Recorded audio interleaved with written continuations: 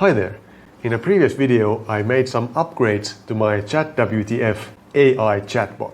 But I made a rookie mistake and I created an XSS vulnerability in the application. So I thought in today's video I would go over a bit what is XSS and how it works and how can you protect against it and why you need to protect against it. So let's go take a look at my code and what the problem is. So here I am getting the current chat ID from the get parameter. And then down here I am passing the chat ID to this JavaScript variable. And I'm not doing any escaping of the HTML here. So what I actually should be doing here is I should call HTML special chars. And this would solve the issue, but I forgot to do this. Now, why is this a problem? Well, let me show you. Right now, when I select a different chat from the conversation history, this chat ID up here changes. But what if I put here an ending quotation mark and a semicolon, and I say alert hello and a semicolon, and I go to this address? It doesn't actually work because I have to then say something like let test equal and a starting quotation mark. If I go here, it will say hello. So we are actually running JavaScript from the URL on the website. Now you might say, well, what's the problem? Because you can just go to the inspection and you can go to the console and you can say alert whatever here. And it's gonna do the same thing. So why is this a thing you have to protect against? Because you can just do this on your computer. But the problem is that if someone sends you this link, then it will run the JavaScript on your computer and you didn't decide to do that. Now, alerting hello is not really a thing you have to worry about. That's just a test to see if there is an XSS vulnerability. But what could actually be done with this? Now, let's first verify that if I add HTML special characters here, then will it fix that? So if I go here again, I get no alerts anymore. So if I go and see the HTML, then here we have now encoded this text with the HTML entities. So we cannot actually run this as JavaScript. So it works. But let's see if we remove this, what could we do? Well, one thing we could do is we could leak some information. So if I start a new chat here and I say something embarrassing that I don't want anybody to know, like I like PHP, then now someone might send me a link that will extract this information and send it to them. So let's see how that would happen. So let's first write this code and try it in the console. So let's go to VS Code and create a new file here.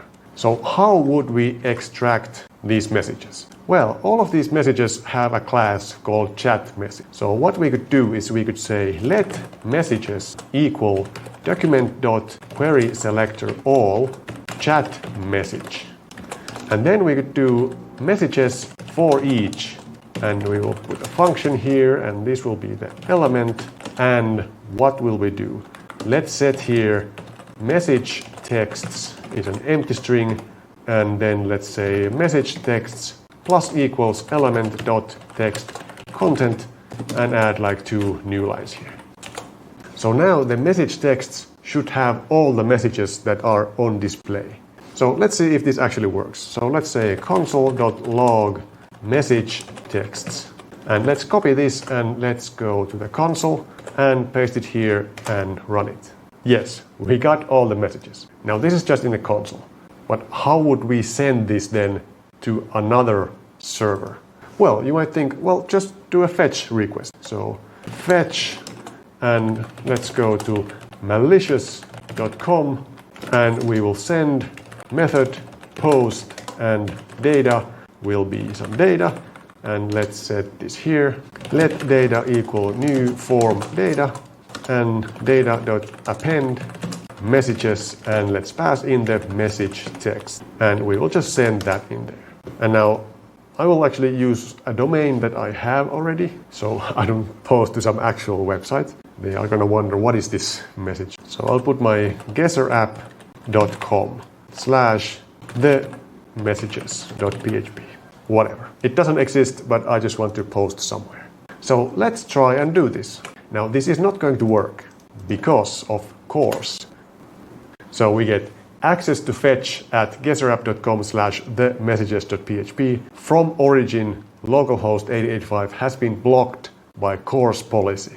So browsers have actually a built-in defense for this. So we can't just send requests to other websites. But we can, for example, include images from other websites on our website, and there's no course policy for this. So what if we create an image tag? So what if we say let image equal document.createElement img, and let's say image.src equals, and then we will pass in our URL, and instead of a post request we will send a get request. So we add a question mark and we say messages equals, and we add the message texts here. And of course we have to encode URI component so that it will be URL encoded.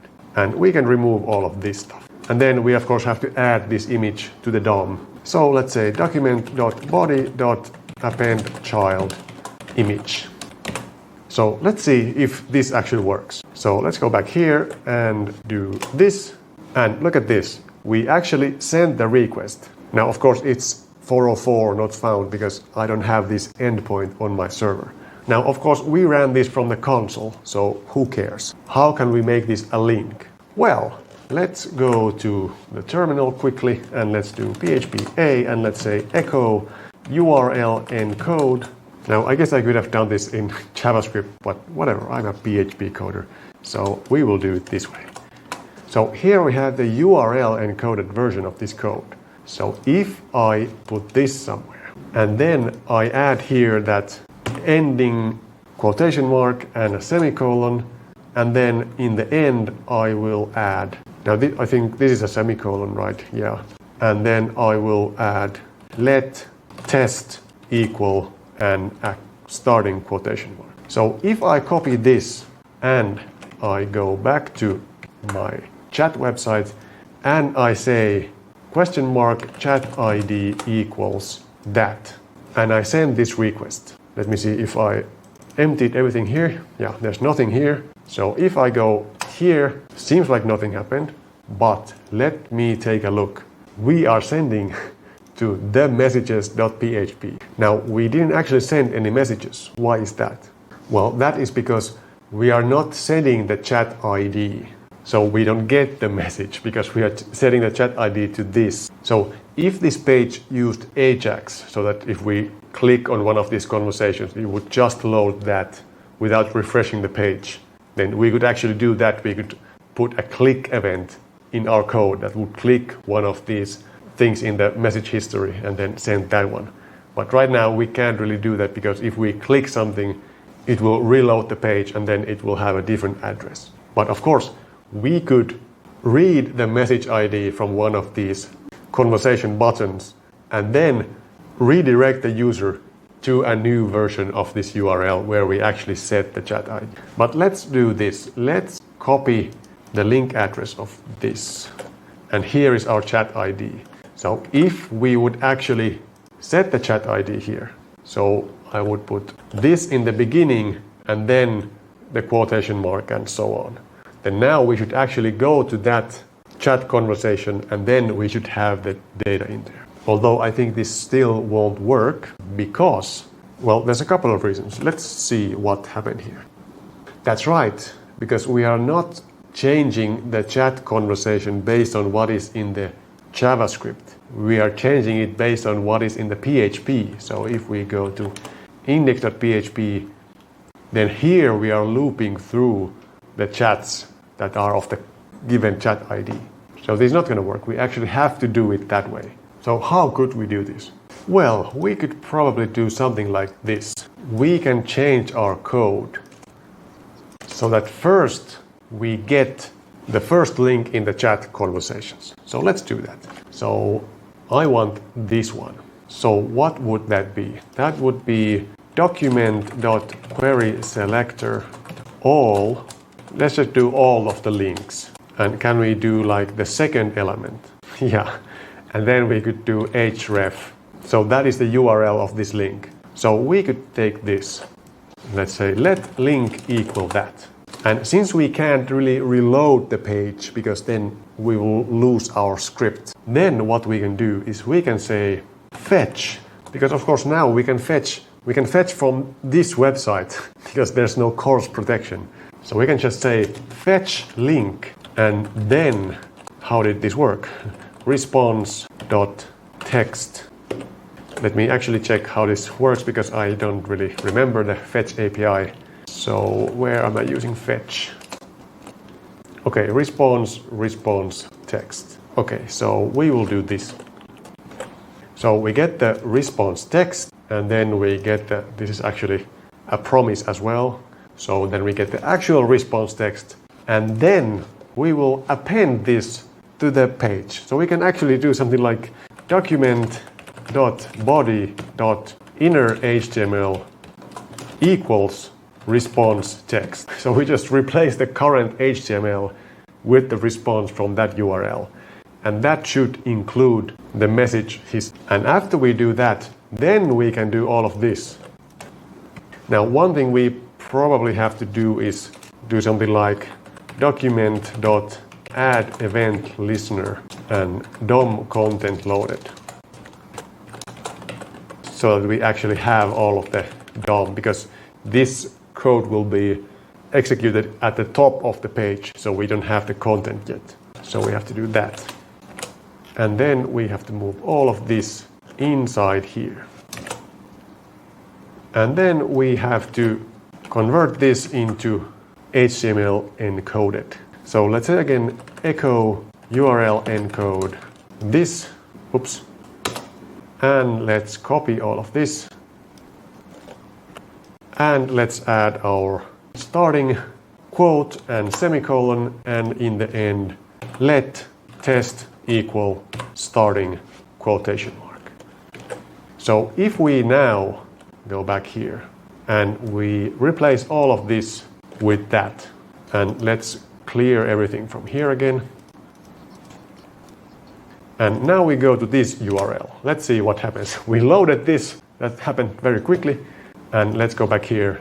And now we actually send the request. And we have all the text here. And now to prove that we actually leaked this information, then let me go to my actual server. So I will SSH into my guesserapp.com, and then I will do tac var log apache access.log, and I will grep the messages.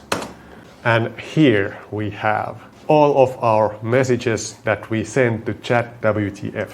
So this is what can happen if you don't protect from XSS in your website. So make sure that you use HTML special characters if you print something that the user has provided. Now, in fact, you should be even more strict. Like this chat ID only contains alphanumeric characters, so I could like remove all but alphanumeric characters. So I could do something like preg replace, and I would say not A to Z or A to Z or 0 to 9. Replace with nothing. So now I can only add alphanumeric characters in here. And if I can navigate my Ubuntu somehow, and if I try to go here again, then it doesn't work. And if I go here, then actually this is just a bunch of characters stringed together because I'm only allowing those characters.